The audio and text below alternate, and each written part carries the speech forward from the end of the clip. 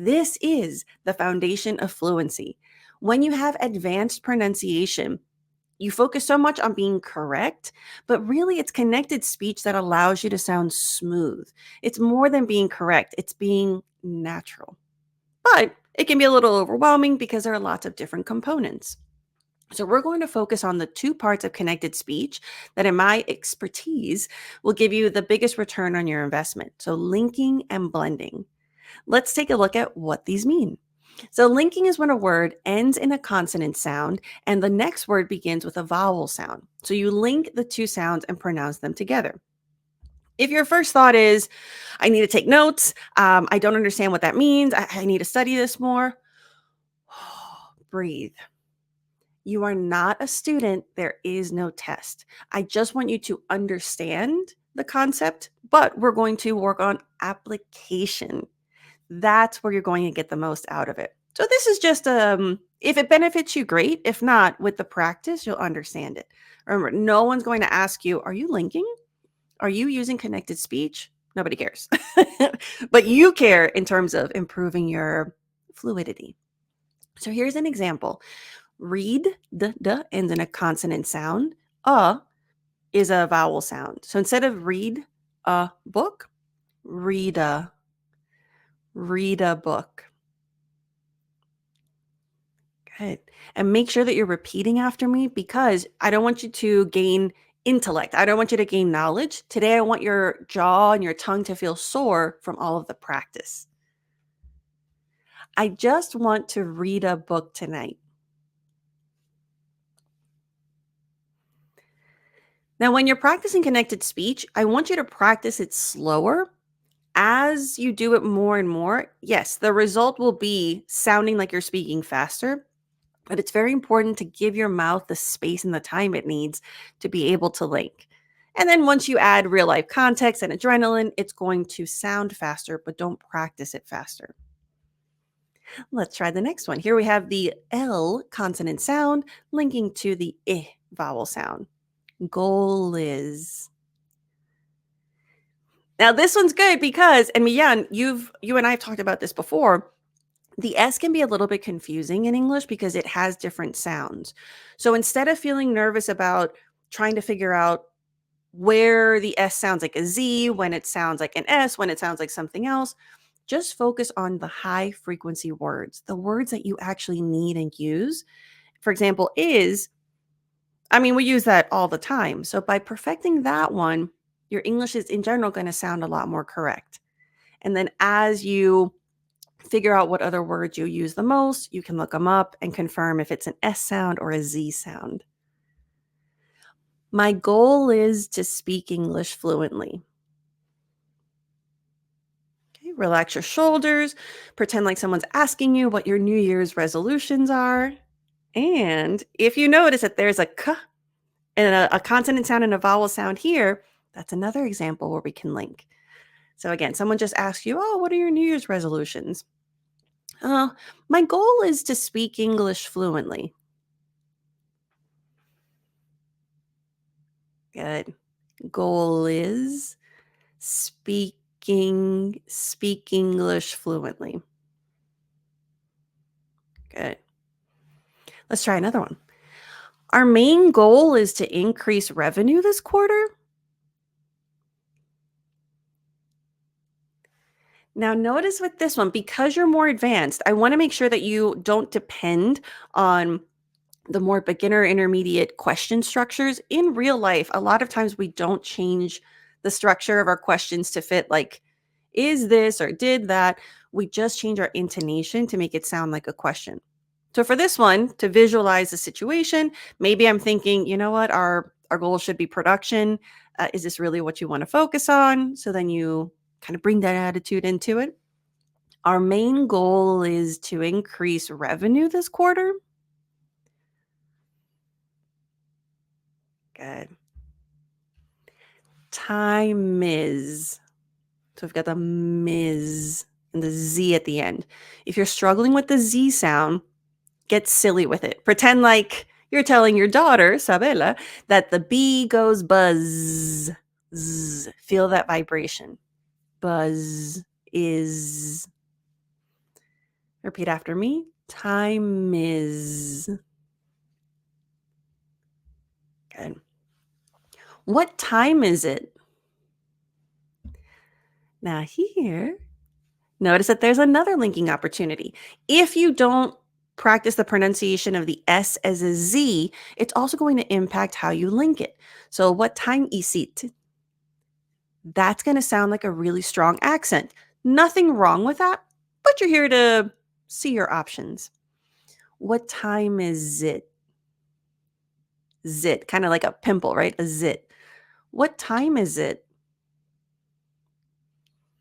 Good. Now, speaking of high frequency words that we mentioned earlier, for the Z sound, these are the three words that I would recommend feeling really confident about because we use these words all the time and it does impact your accent. So repeat after me is, has, was. Now, this is where if you're just beginning the program, and you're not fully familiar with the IPA symbols, that's okay. A lot of it can be used as a tool for confirmation. For example, if you're not sure if the S sounds like a Z, you can look up the pronunciation and you can see the symbol like, oh, okay, it is a Z.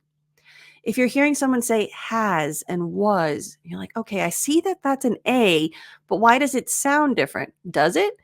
So then you look it up and you realize, oh, the A is actually a different symbol in each of those words.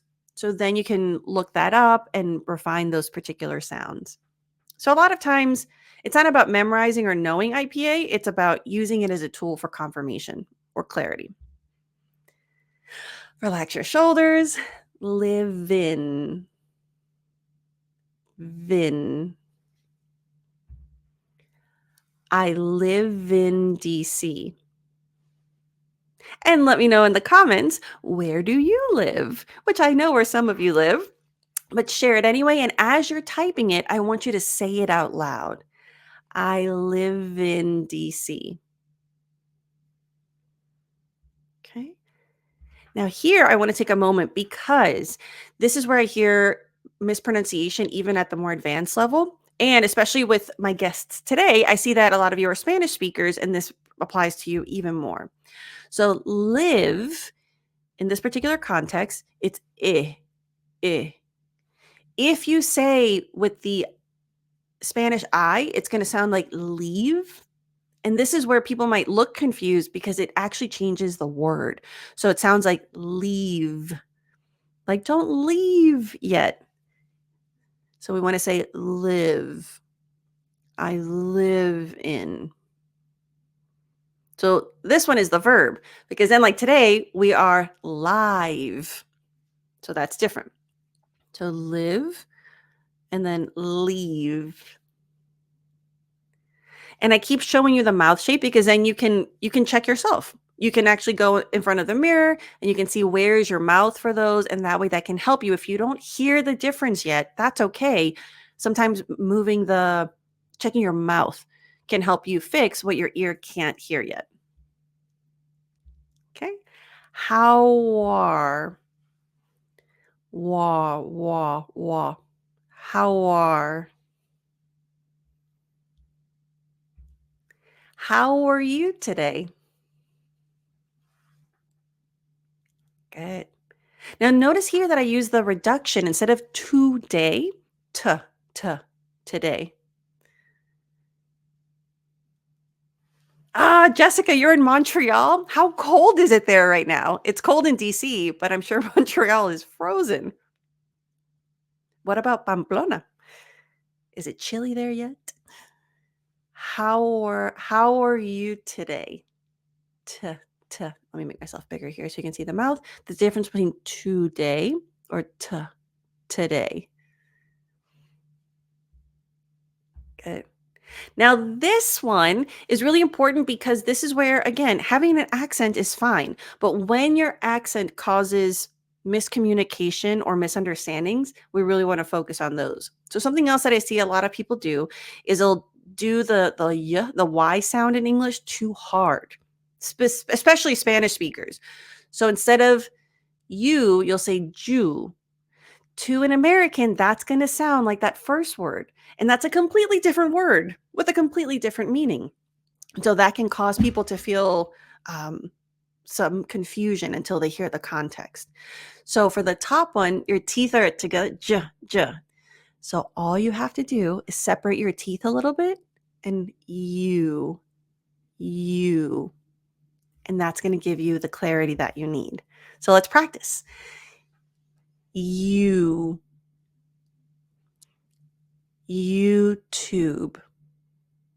Now, this is where you can say it like you would in your language. So, for example, Spanish speakers, you might say YouTube, and then we're going to open up the mouth a little more. YouTube. Good. And the last one, Happy New Year. Year, not jeer, year. That tiny space makes a huge difference and it gives your accent so much clarity. All right. Oh my gosh. Montreal is -17 today. Oh no. Please stay warm. Oh, 15 in my blood. Not bad. Okay. All right, let's practice here. Where are? Now, this one's interesting because of the R sounds. It is a mouthful. So, what I recommend for this one is to, again, get silly with it and pretend that you're trying to make a dinosaur sound. I find that when you think you're talking to kids, it takes away a lot of pressure. So, pretend you're trying to play with your kids or nieces and nephews and you're trying to be a dinosaur. Roar, roar. The tongue goes back. It activates that American R placement. So, instead of werar, rar, where are. Good. Remember, your tongue is used to moving a specific way. I mean, all of you that are here, you've been saying things a certain way for decades. It's going to take practice and muscle repetition in order to have your body accept a new movement. So be playful and be patient. Where are you from? Where are you from? Good. Here we have book it. So kit, book it. Another thing to practice here is the lips for the OO. If you're saying, think about how, and I keep referring to Spanish because of our lovely guests here. If you say Facebook in Spanish, Facebook, but in English, book. So if your lips come out, that's going to give it an oo sound. We're going to go back a little bit, relax it, book it. Instead of book it, book it. Good. Can you book it online or on the app?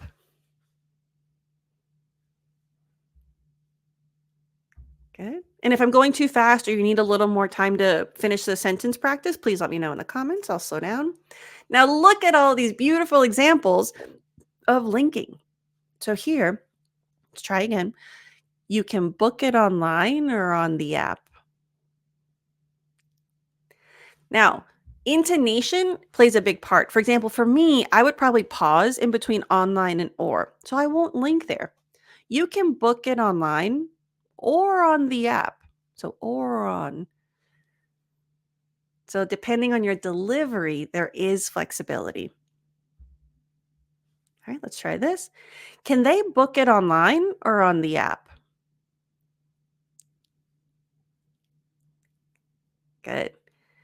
And a lot of times when you're doing the practice on your own, I usually draw lines or I'll separate it like this so I can see the sentences in chunks. I find that that really helps make it easier to incorporate intonation training with connected speech training. And it's flexible. So if you're saying it and it doesn't feel good, play around, put words on different sections until you find the rhythm that makes it feel the most you. All right. Watcha. The T is silent. It's just a ch. Watcha. Let's watch a movie tomorrow. Now, two things here. Number one, instead of tomorrow, you might have noticed it's a little bit reduced to tomorrow. The other thing, this is why you're not a student anymore. If you just practice watcha, cha, that would not be realistic because notice that once I actually use it in the sentence, instead of cha, it was a smaller sound. Watch. Let's watch a movie. Let's watch a movie tomorrow. So always put it in context. I 100% recommend use sentences that are real for you. So maybe here you think, okay, I like to watch movies. So you're going to visualize yourself. Maybe your wife is asking you what you want to do this week, and you're like, let's watch a movie tomorrow.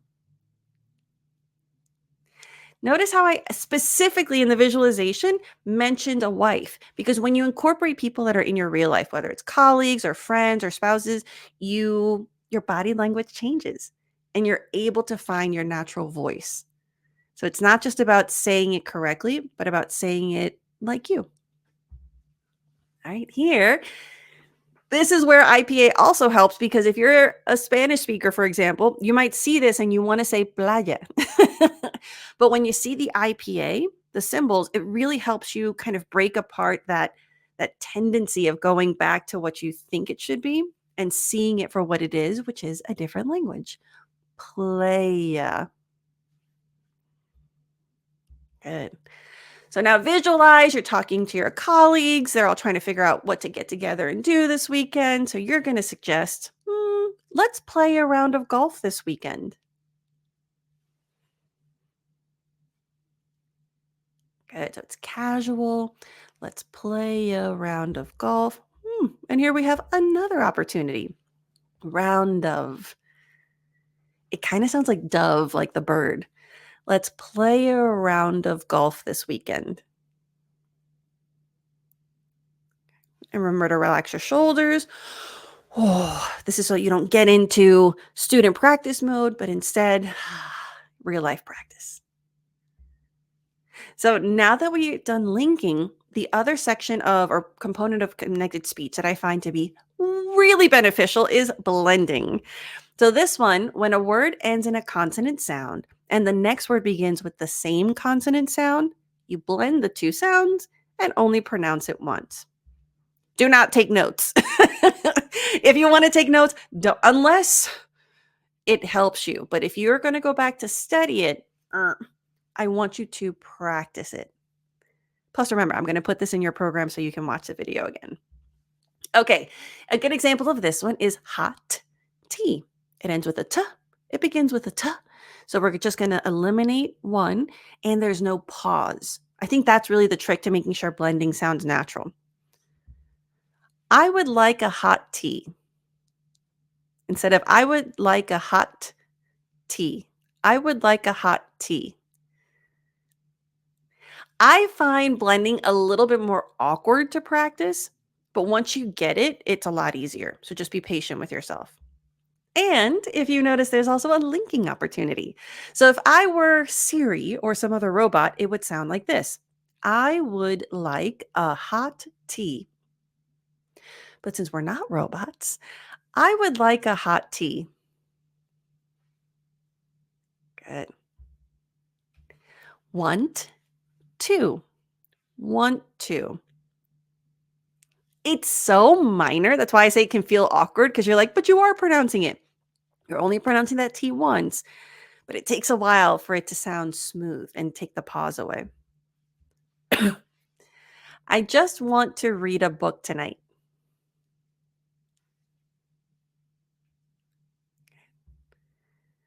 Now it's very natural to want to use informal contractions. I recommend it. Wanna. Americans, we love these things.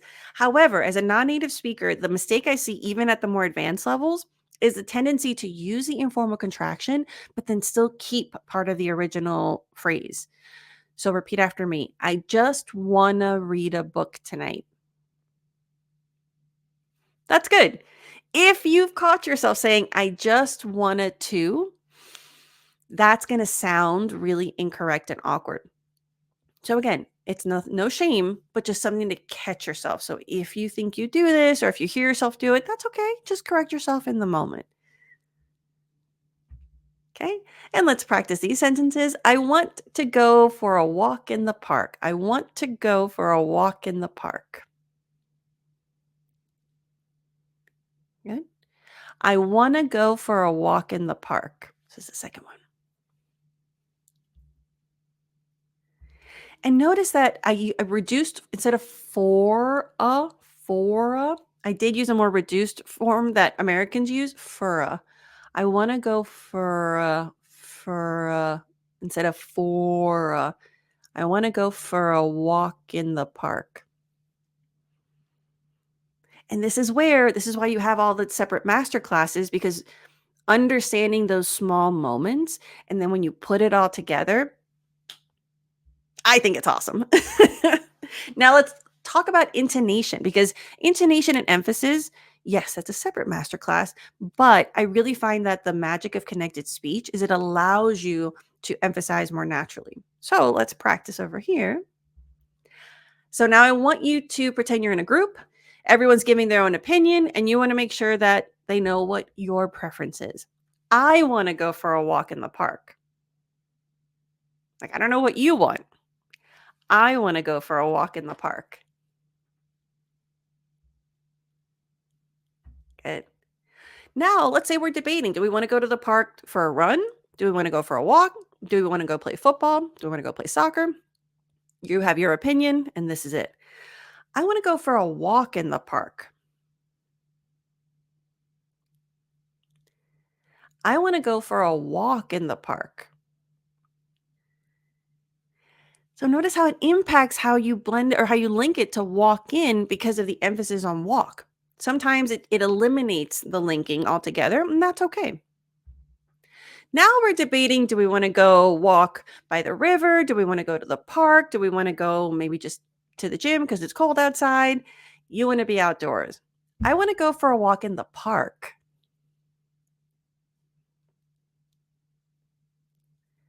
Good. And again, visualization is really important. That's where you get the attitude, the flavor, the body language. It's imagining who you're talking to and what the situation is. All right, let's try this one. Phone number. The N. So again, here it's really important about the sound. It ends in an E, but the end is an N, and it begins with number. Phone number. What's your phone number? Hopefully by now, once you're doing it, you're realizing like, oh, it does feel good. It does make it easier to sound more natural, because now you know the reason you couldn't before, because you were trying to shove two N sounds in there when really you just needed one. So instead of what's your phone number? What's your phone number? Yes. These are the moments where, oh, this is just awesome, because like other languages have some of these similar patterns. And to me, it was such a moment of gratitude of like, oh, I'm not crazy. I knew there was something different going on there, but I didn't know what. And so understanding that, it just makes you appreciate the language, I think, and it makes you listen in a whole different way. Black car becomes black car. Good. He wants to buy a black car. And notice I use a reduced form instead of he wants to, he wants to. He wants to buy buy ya. He wants to buy a black car. So if you want to hear the difference, he wants to buy a black car. He wants to buy a black car. Subtle, but it's there. Last time, last time. Try not to be late, unlike last time. So notice the attitude. I'm thinking like your friend that's always late, right? And you're like, try not to be late, unlike last time. Now, here, make sure, especially Spanish speakers, because you're here, finish the M sound. I find that Spanish speakers tend to leave the mouth open a little bit when words end in M or N, and you want to make sure you close it. Last time. Mm-mm-mm. Try not to be late, unlike last time. Good. And here, another example. Instead of try not to, not to. Try not to be late. And last but not least, some more, some more, some more. Can I have some more, please? Good. Pretend you're at a restaurant and you want some more water. So the person comes over. Can I have some more, please?